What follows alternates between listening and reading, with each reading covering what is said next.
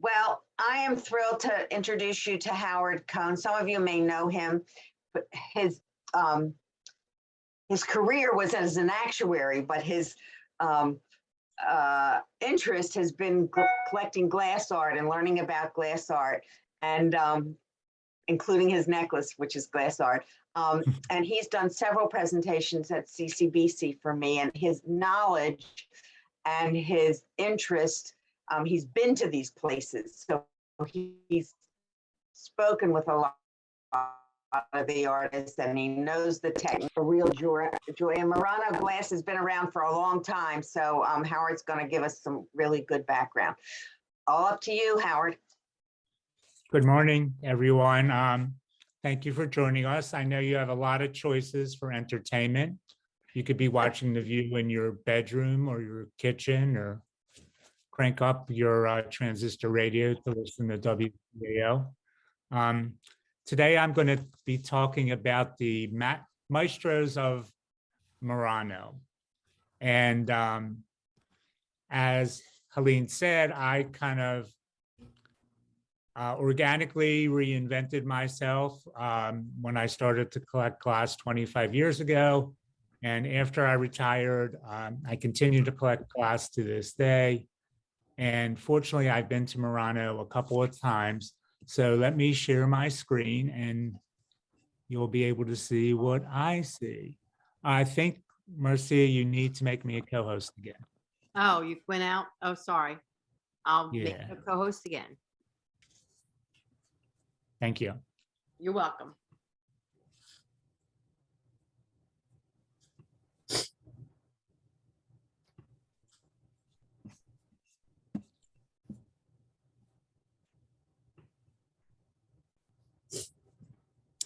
Okay, so as I said, we're going to be talking about various maestros of Murano.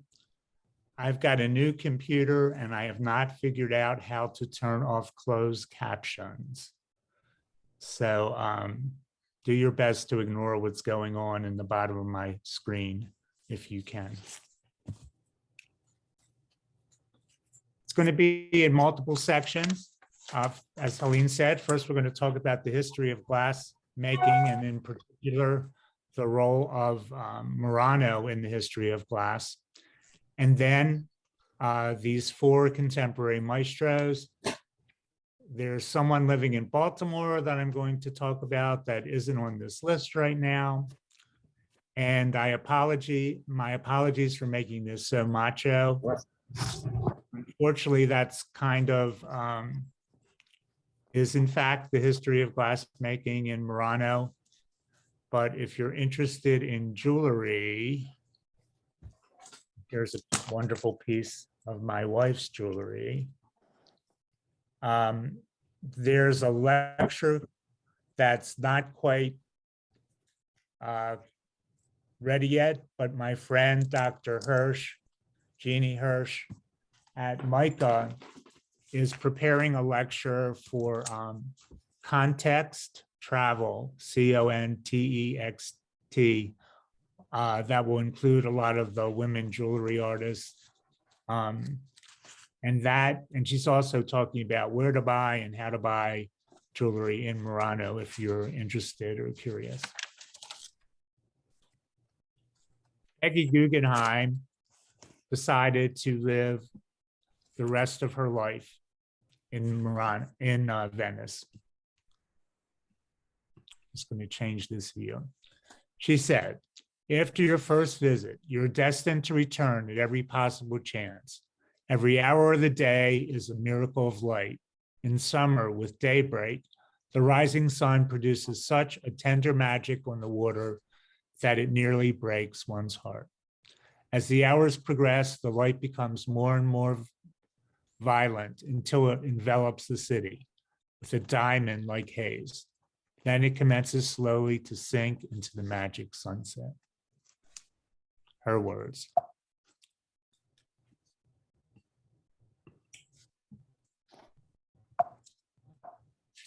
Oh my, hold on. Here we go. So let's start at the beginning. People first made glass before 2000 BCE in Mesopotamia and created small objects by casting the glass in molds or shaping it with simple tools. Hang in for 1 second. I want to be able to see. These are two of the oldest objects in the collection of Corning Museum of Glass. They're portraits from around 1400 and 1700 BCE of pharaohs Amenhotep and Tutankhamun. They're made from melting glass into ceramic molds, then cooling it very slowly. Here are two more very old objects. Whoever just joined, if you would mute yourself, that would be great. The pendant on the left may have been of the ancient goddess Ishtar. It's from 1500 to 1200 BCE. Bottles were also made using a core forming technique.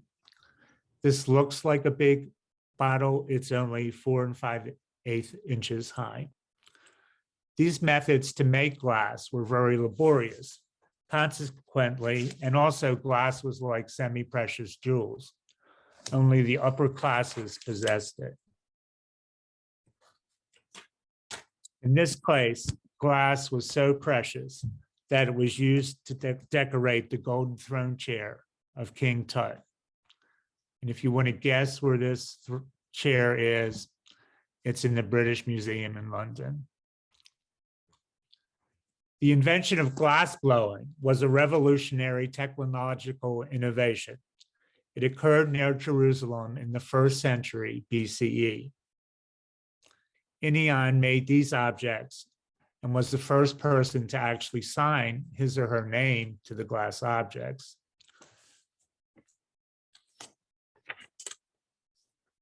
And really, the invention of glass blowing was a revolution, and it changed everything. Now, skilled craftsmen could fashion glass vessels in just a few minutes. Glassware fell within the means of a much larger segment of the population. Containers of uniform sizes were created and used for trade. The first glass objects that were found near Venice were from the 7th and 8th centuries AD. Here are some very early pieces from the Renaissance. The one on your left, the San Marco bowl, is currently in the treasury of San Marco. The Palmer cup, which is that beautiful, beautiful goblet on your right, is in London. By the late 13th century, Venice was the most prosperous city in all of Europe. You can see it with this purple arrow. I hope you can see it here. And the way that the Mediterranean allowed Venice to basically trade with all of Asia and the eastern part of Europe. It was an economic and military superpower. The leading families vied with each other to build the grandest palazios and support the work of the greatest Renaissance artists. Oops, we skipped one slide. Already by the late 1200s, the production of glass objects was the city's major industry. However, glass makers were not allowed to leave the island without permission from the government. If they did, the punishment was death. Or if they told the secrets of glassmaking to other people in other countries. One of the greatest achievements that strongly affected the Venetian glass industry was the development of Cristallo. That is the derivation of where we got the word crystal in the mid-15th century. The glass rivaled rock crystal in clarity and colorlessness. And here are two wonderful examples of that. Also, Venetian glass blowers developed the ability to blow glass of extreme thinness. They were elegant goblets that displayed a sovereign mastery of both the material and the processes. These maestros' accomplishments have never been closely approached or exceeded to this day. That goblet, which is 6.5 inches tall, only weighs a little less than 3 ounces. If you have a Renaissance goblet from the 17th century or earlier, you have a wonderful, wonderful treasure. But as time wore on and the power grip of Venice on trade routes and importance as a major center of commerce began to vanish, so did its monopoly power in glassmaking. So throughout this time, from around 1200 till the late 1700s, Venice really monopolized the production of glassware. Unfortunately, the death blow was Napoleon's conquest of Venice in 1797. But the Venetian aesthetic was kept alive. There was a burst of production between 1860 and 1915. Murano glassmakers again began specializing in delicate and complex work, dazzling the world with brilliant colors and virtuoso sculptural flourishes. Many families built businesses that are called factories today. These 3 objects are currently on display at the Renwick Gallery in DC. There's an exhibition there that essentially talks about the impact that Venice had on Sargent and Whistler, because Venice was one of those premier tourist destinations that American artists visited when they came to Europe.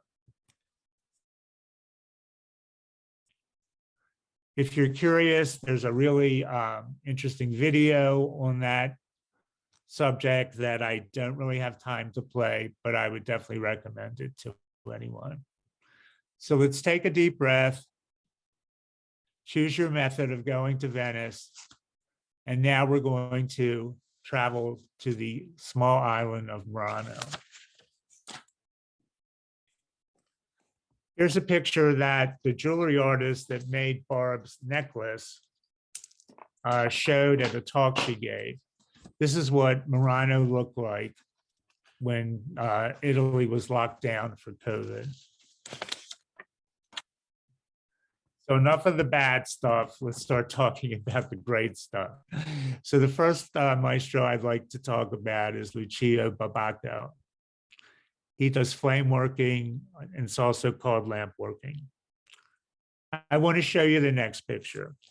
It's really a picture of Lino working with his most trusted assistant, and I'm very disappointed that she gets so little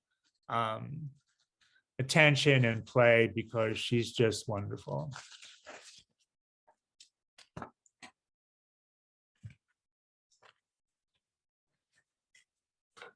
Hold on for 1 sec. Take a drink of water.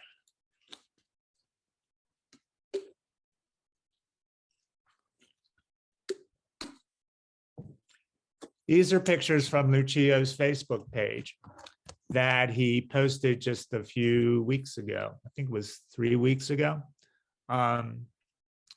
If any of you are on Facebook, I am on Facebook. If you become my friend, you can then become friends with all these magnificent glass artists that I are friends with and follow. But look at the head of this perfect, exquisite head of a Roman god or a hero. That may be Achilles, or perhaps Ulysses, or Ajax.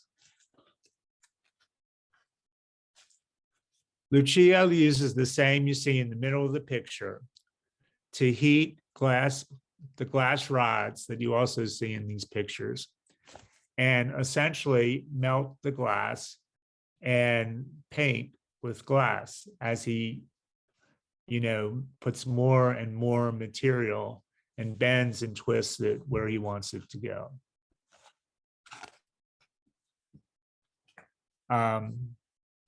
He made that festive Santa Claus on the left, but he's particularly well known for his antique looking gods and goddesses, nymphs playing or on a ship or a chandelier. So when you have his skill, here's what he made for just recently, which he calls Vaccine of Hope. It's going to take a moment to let you all stare at this incredible sculpture. And here's a close-up of one of the elements. Notice the snakes and the swans. It's just quite wonderful. So Lucio is probably tied for the best flame working artist in the world with the New Jersey native who's, I think Paul's in his late 70s, early 80s. And he's the finest paperweight artist in the world, Paul Stankard. Stankard. There is some use for the closed captions. A few months ago, Lucia showed us this picture he made. He said it's the inspiration for the two works. Again, beautiful, beautiful, hopeful COVID pieces. Next artist up is Pino Signorito. Pino died in 2017. Pino inspired a whole generation of international artists when he came to America for many, many years to teach at a school Chihuly helped create, the Pilchuck Glass School near Seattle. When I saw the piece in the next slide, when I went to Murano in May of 2018, I'm sorry, I'm reliving the experience as I talk about it. It just left me speechless. My Lord, look at that horse. And the horse's head is, life size. Have you ever seen anything like this? For me, it's one of the most beautiful works I've ever seen. Pino was a legend when he taught at Pilchuck. So many exceptional American artists and others from around the world would watch him. They talk about him in all their lectures. They would just watch Pino do his work for hours and hours. I am going to, one of the things that he was particularly legendary is the putti, which is the Italian word for angels, that he collaborated with Dale Chihuly and Lino Tagliapietra, the cleanup hitter for us. There's one of the Venetians, it's called, with putti on the bottom right-hand side of the screen. And I'm going to be brave and stop the screen share. Well, I think I can get there from this presentation. Let me see if I can do that. If not, I will go to YouTube. Ferma, non muoverti, ferma. All right, we're not going to watch this whole presentation. I'm going to go to where I kind of the middle of it, but I think you will really enjoy it for a couple of minutes. Here we go. Sono molto raro. Per me era un premio That's Pino. grandissimo, non c'erano soldi o medaglie o diplomi. Questa è stata la cosa più bella che abbia mai ricevuto nella mia vita. Un complimento da un grande maestro Così era il massimo.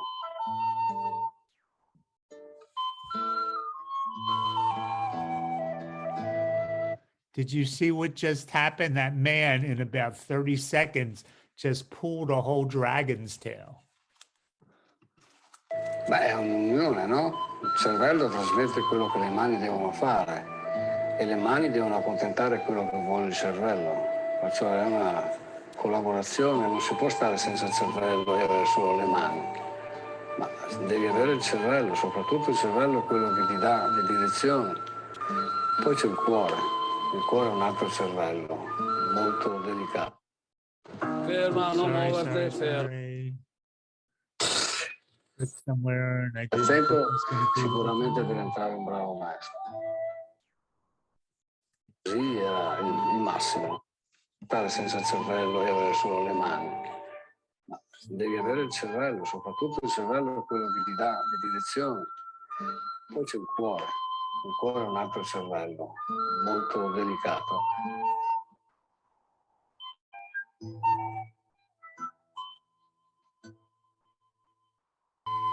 Infatti quando si rompe un pezzo o quando lo perdi per terra non è il cervello che piange, è il cuore che piange, nel caso mio. Io soffro quando vedo un pezzo andare per terra, il cervello me ne frega un cazzo, non mi frega niente.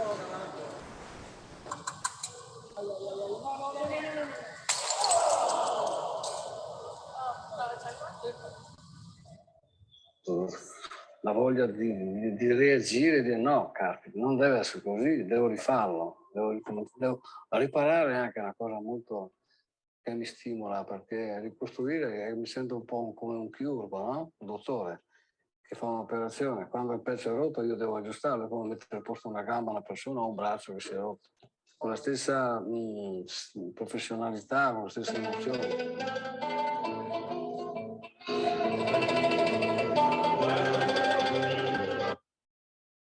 Have you ever seen anything like that? I mean, these pieces are just so exquisite.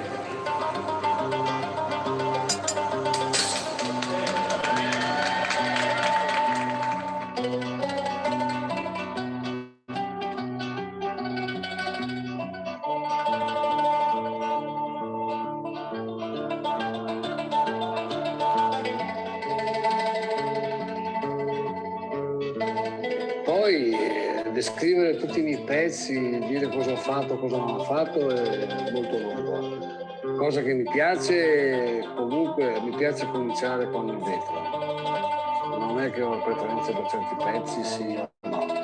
Quando io comincio qualcosa con il vetro c'è già la mia scultura.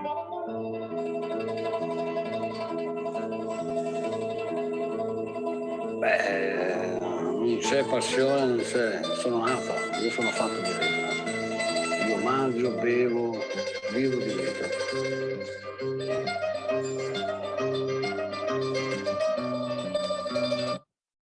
We love you, Pino, but I think we need to move on. Another piece that left me speechless when I saw this. In times of COVID, many of the glass galleries have been doing Zoom presentations.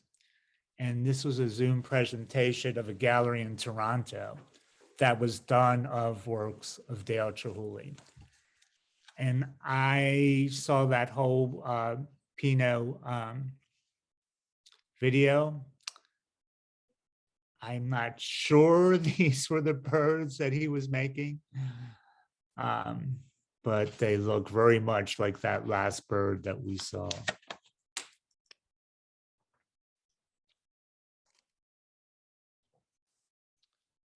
On to a new subject. I know I'd love to linger, but an hour is an hour is an hour. Here's Lino making goblets, probably back in the late 1980s, I think. But the person that I want to talk about briefly is Igor Balbi. He's got a little shop on Murano. I was at this big Glass Artist Society conference in May of 2018. First time I'd ever seen his work. He makes and mixes his own colors. And that's the brilliance of his conceptions and his pieces. Look at this piece he's holding outside in the light of Murano. I tried to buy that, but when I came back the next day, the price of the piece had mysteriously increased by another couple $100. And unfortunately, it was way past my budget. Some more of Igor's work. I really like the picture on the left because it kind of shows you some of the ways that these artists, have worked for decades with their hands and have such mastery of the material.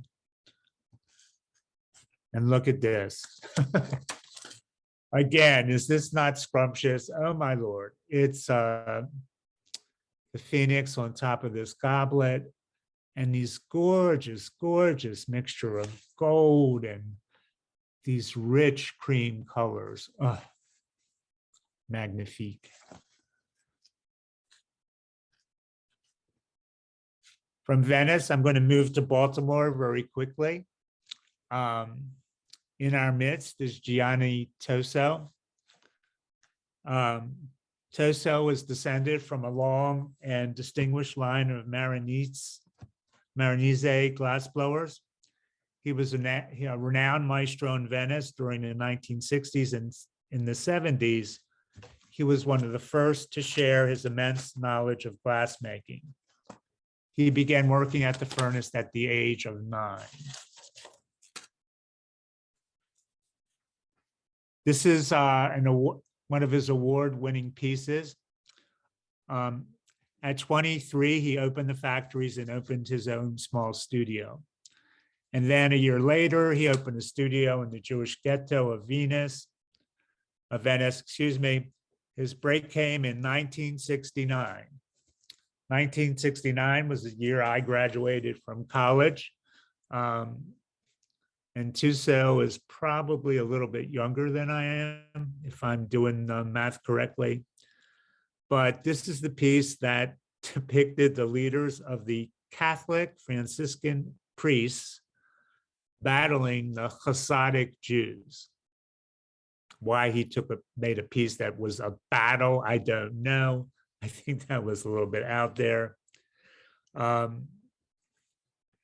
It won a first prize in an exhibition of Murano's master glassblowers. And shortly after, Salvador Dali commissioned him to make a series of 12 of the painter's surrealistic flowers. I won't keep giving you his background. Because of time, again, let me show what his next piece was. Not next piece, my bad. I saw this piece in a window in a shop in Murano, honest. When he moved to the States and ultimately settled in Baltimore, again, this was a very risky move, right? Because in the past, if a glassblower left Murano and went to another country, he was hunted down and killed.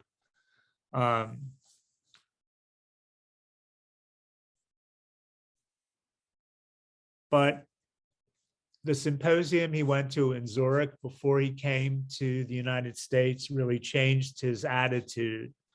And he considered glass to be an art form, no longer just a craft medium that he would use to make money. Once upon a time, I think I knew where Gianni lives, but now I'm not sure that that's accurate anymore. Just have to trust me. He lives in Baltimore. He's probably at one of the synagogues on Saturday services. So the next person we're going to move to, and before we do, Helene, if there are some questions, this would be a good time. Okay.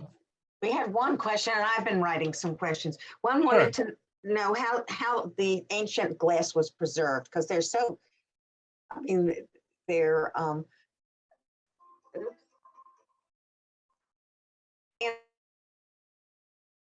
Whoops, you just muted yourself somehow. Oops. Okay, I'm going to answer Helene's question. I hope everything's okay. It's all about chemicals, right? I mean, glass is made out of chemicals mixed together.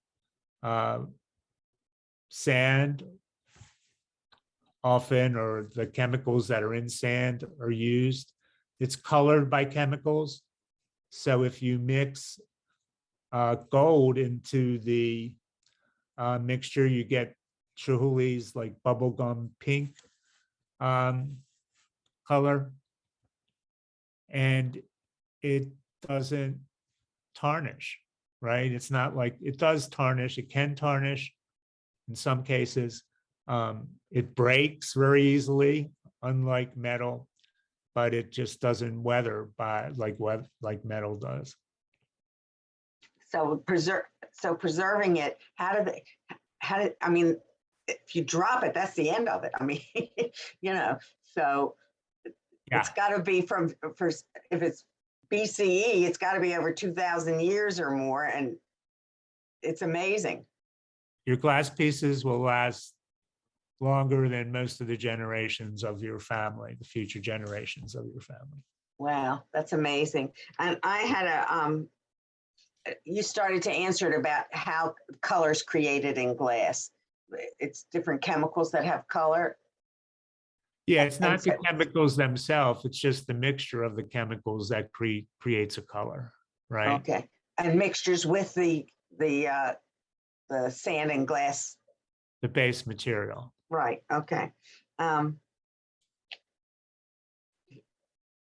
Anybody else? If you have a question, just.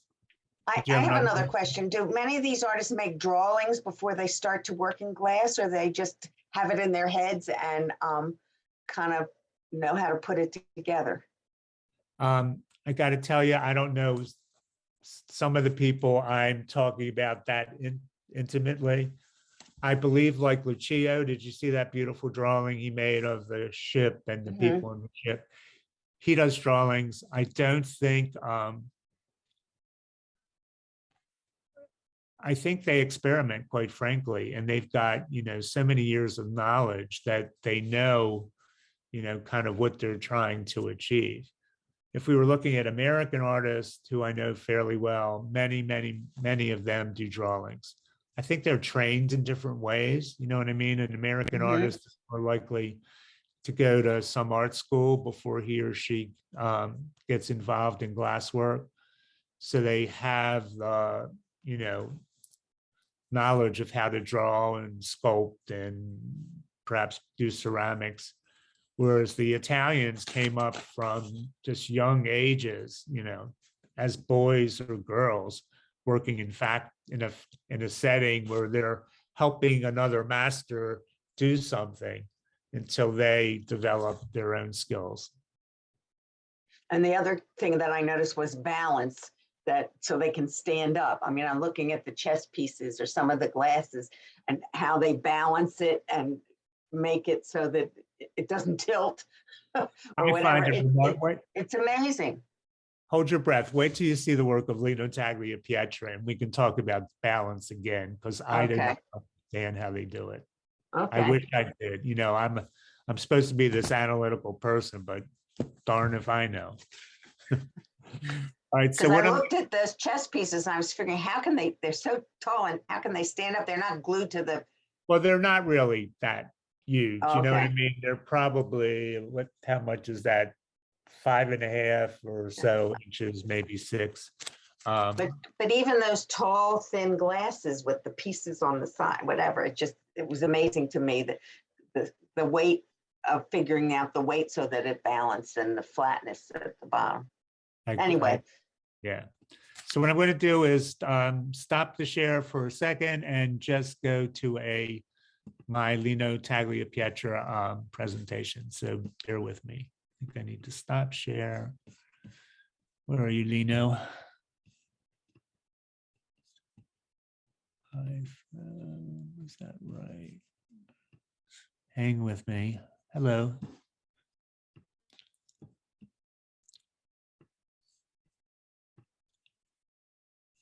Same one, sorry. Well, if you click that twice, Howard, you should not click it again. Says Lino.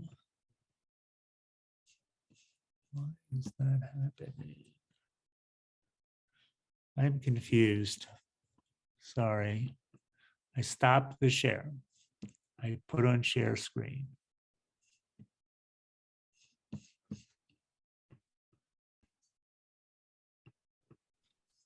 Is the next one open on your computer? It's got to be open for you to see it. It is open. Okay. Hold with me for another few moments. I've got to get out of this. You've while you're doing that, you've opened my eyes to glass sculpturing that I never even thought about, having been around you and listened to you, and it's just amazing. Anybody else have any comments while Howard's trying to figure out what's? Well, he mentioned a couple times about Chihuly. If you've never been to Chihuly Gallery in Seattle, and he's in other places, it is amazing what he can do with color and shape and whatever. It's absolutely breathtaking. And he's His are big pieces for the most part. not all, but Okay. world renowned. It's simply amazing what So he's in this country. So and there's several different galleries all over the country. And So, Chihuly was the one with the patch on his eye, if I'm not He had a mistaken. serious accident. He doesn't, from what I understand, and Howard, if I'm wrong, let me know. He doesn't really Sure. create anymore. He has people under him creating. He supervises, but I think he's not healthy or something physically that he doesn't do it. Well, that's been the case for many, many years. I mean, he had a terrible auto accident. I think it was in Yes. 1975. So he draws. You saw those drawing in the background. Yes. And he designs all the pieces. So he takes credit for the work, even though he's not necessarily the person who's doing the main portions of creation. Gail, look what you put behind you. My background is from a Chihuly exhibit that I went to. Yeah, Yeah. I have that exact one. I could show that piece right that you have behind you, Gail.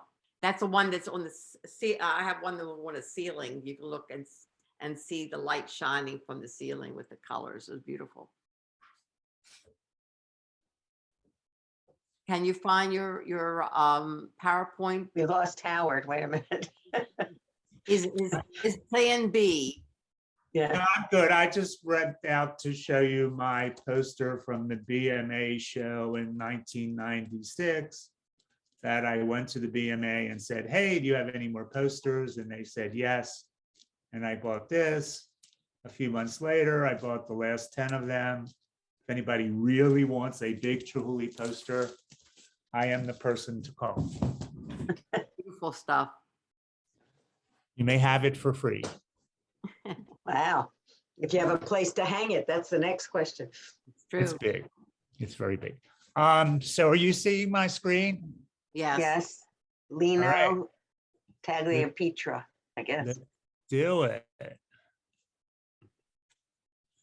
All right. If you think you love Chihuly, wait till you see Lino's work. Just saying. As we talked about, glass blowing really changed everything. So here's what a glass blowing maestro can create. I'm going to take away my picture of me. I hope everybody's in speaker view. These two works are from some of the favorite shapes that that I absolutely adore. The one on the left is called a dinosaur, and the one on the right is called an angel tear. So let's look at some other things. Oh, come on.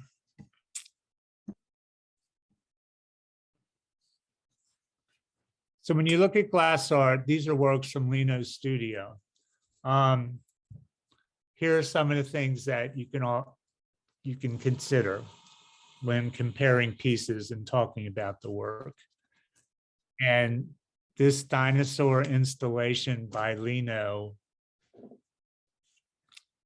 is just crazy amazing. Look at the fiery orange and yellow dinosaur on the right-hand side.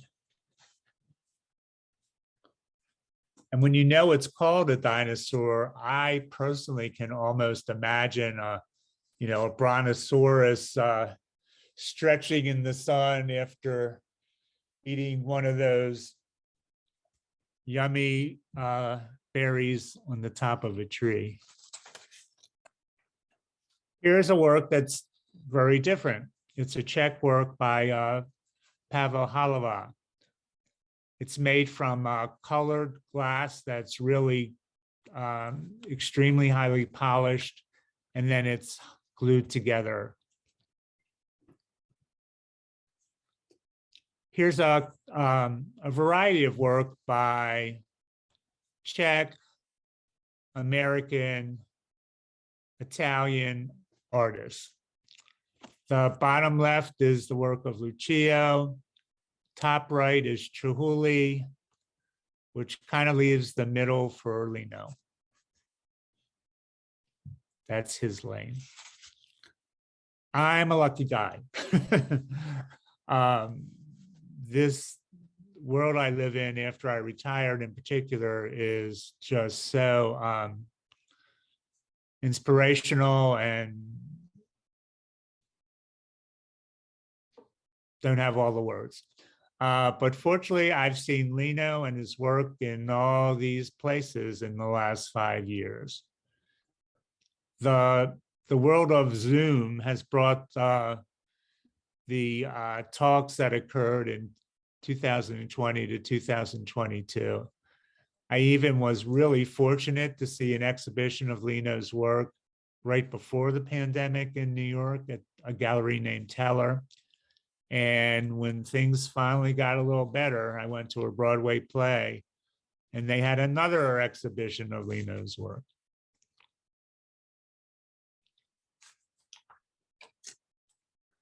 This is a picture of him about to pull a dinosaur or an angel tear. And I want you to look at the colors that you're seeing in this work. Look at the design and the aesthetic.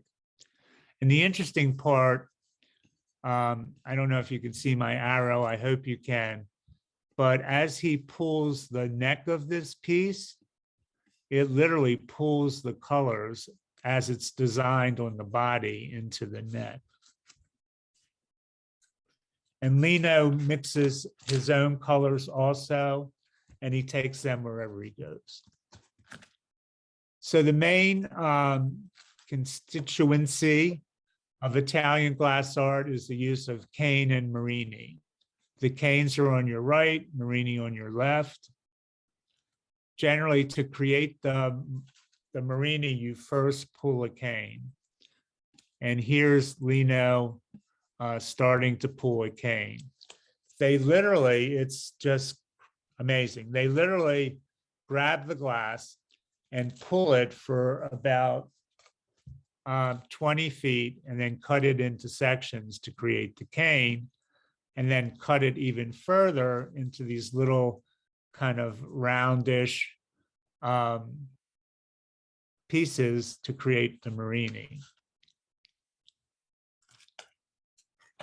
So very quickly, let's look at the, not that quickly, Howard.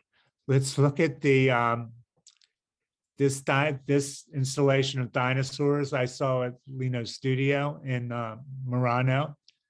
Again, we're going to focus, no, this time we're going to focus on the dinosaur on the left.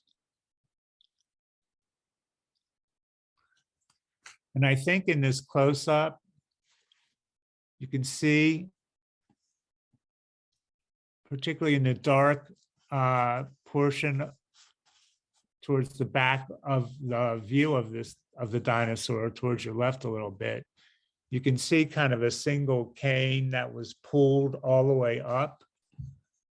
And what you're seeing is something called code working on the piece, where they've cut all these different facets after the piece is already annealed, it's called. So it's been put in the furnace. The temperature comes down very, very slowly. Then the piece is not quite finished.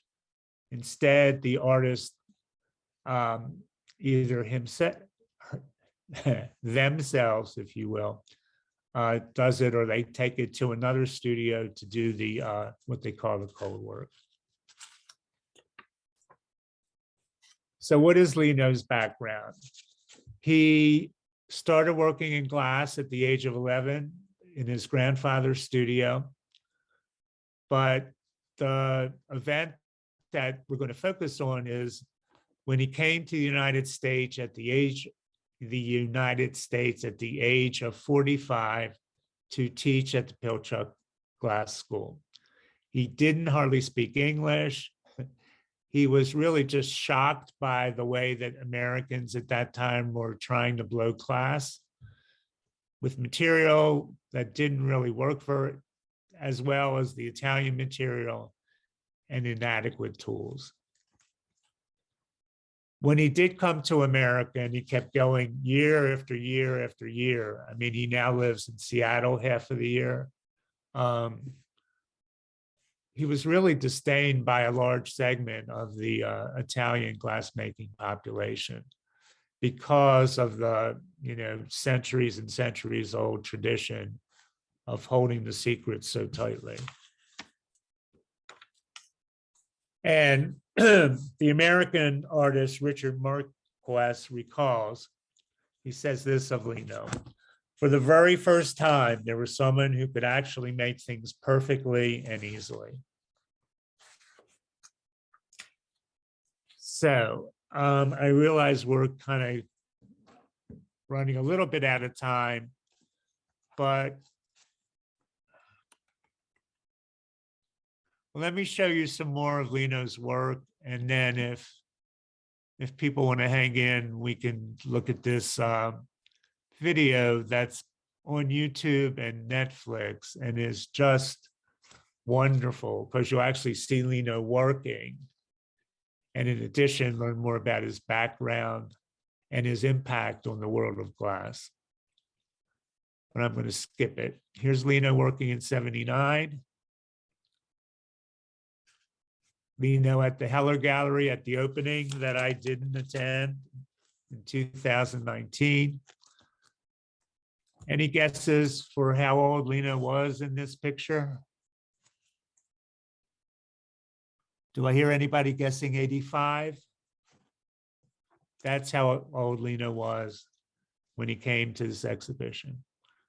He finally has retired at the age of 87, just a few months ago.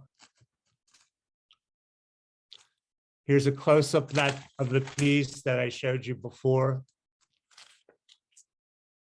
It's called Contarini, and it's based on the Italian villa of one of the 12 founding families of Venice, the Cadoro.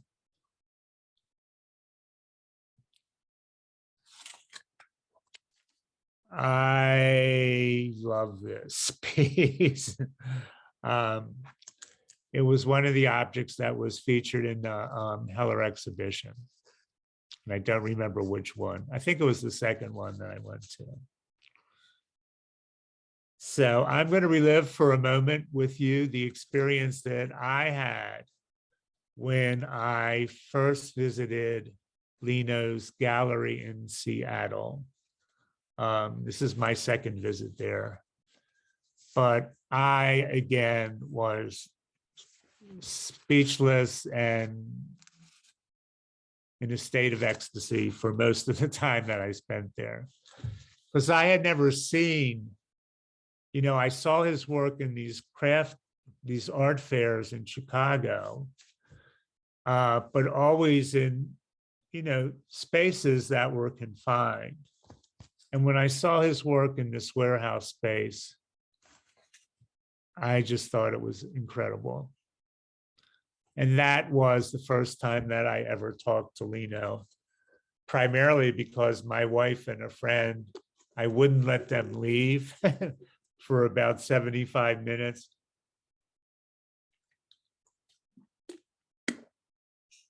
And finally, Lino was finished his paperwork in the office, and he came and spoke to us a little bit in his broken English. This piece that is staring at us is called a finis. Finis in Italian is phoenix.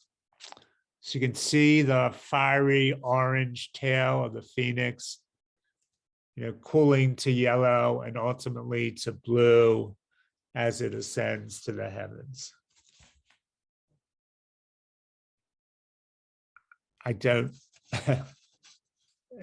The work is just so, I have a hard time describing it, quite frankly, because I just love it so much. Here's work that's more recent. This was shown in a lecture that was less than a year ago. But look at these pieces. My God, look at the piece on the left. Can you imagine? He's literally pulling the glass, daring the glass gods to destroy these pieces as he pulls these segments, and he leaves such a small space between them. If of course, one segment touched another, the thing would just explode. Here's another picture I took in Seattle.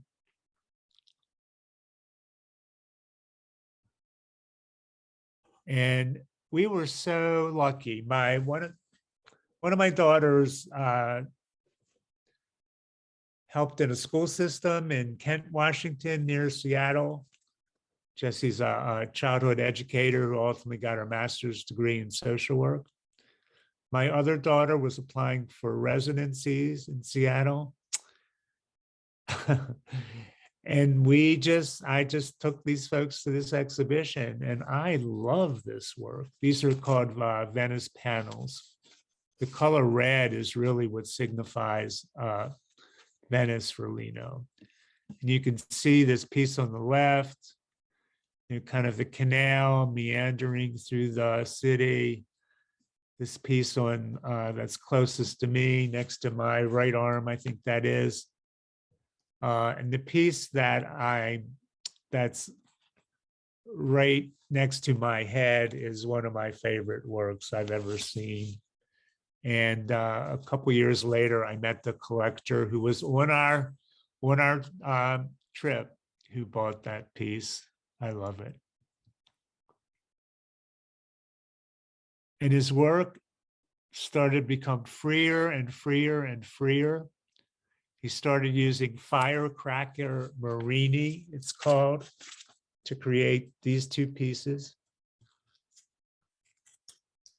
And this really is a great example. This was from, I think, SOFA 2018, pre-pandemic.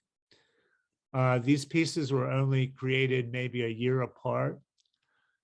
But if you look at the dinosaur on your right, which I also love, you can see how controlled the cane work is on this piece. The spacing between the different segments of red and sort of this yellowish tan color. Compare that to the dinosaur on the left, where firecracker marini is used for these different color combinations, starting from the bottom of green, orange, red, blue. My color knowledge is also hampered by my education at Poly and my master's degree in mathematics into that lightish blue color. What can you say? And then later he started to create these Florencia Marini. And that's what is incorporated in this, again, exquisitely thoughtful design of this dinosaur. And here's a quote from Jim Shantz, the gallery owner, where this work was shown. It says, the sculptural element is echoed in the pattern and the pool of color throughout the piece, which appears spontaneous and purposeful all at once. The delicate presence of pattern and the playful sculpture work together to craft a unique narrative.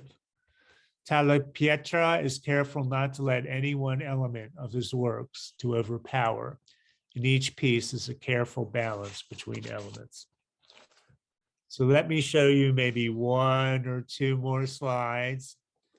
Sorry about the video. And I see that the questions are flowing into the chat, which is not surprising. And then we can take some questions. Here's the Florencia pattern at age 85, 2019. Work that's even more recent. How he can lay out the Marini on a table and then use the glass bubble or the vessel to pick it up. Some work in Heller's window in the middle of the gallery in 2021. Again. And finally, one of my favorite pieces of Lino's work. This is from 2021, I believe, right before he retired from making glass. I think we need to we could watch it, some of us all day, but I think We need to wrap. Do you have any of Lino's pieces? Or, I don't know, we don't even know what kind of costs we're talking about or whatever. If you, I prefer not to answer that question. Okay, that's fine. Currently, the answer is no. I can't Okay. afford them. Okay, well, that's what I didn't know. They're magnificent, and the balance and the color is just phenomenal. Anybody else, any questions? A couple people said things like, sorry, I have to go. The knowledge that you have is wonderful, and we thank you very much. Before we go, I want to tell you about what's happening next week. On Wednesday, the 19th at 11 o'clock is our first meeting of our book circle, which the group will be discussing Michael Olesker's book. I'm looking for the name of it, but it's Stoops, and I forget what the name of it is, but Stoops of the somewhere. the 50s, something like this. Stoops of- Here it is, front stoops in the 50s. And it'll be an open discussion, and then the group is going to decide where to go as far as a book group and so forth. Wow, look at the necklace, it's beautiful. And then in the evening on the 19th, Wednesday at 7:30, we start our Musar program and this one with Edie Raphael will be on loving kindness. So we have a busy next Wednesday. In the meantime, be safe, take care, and we will see some of you for the board meeting on I think it's the 18th. So take care, everybody. Thanks for coming. Good to see some new people always. And Howard, thank you. Thank you, Howard. Thank you.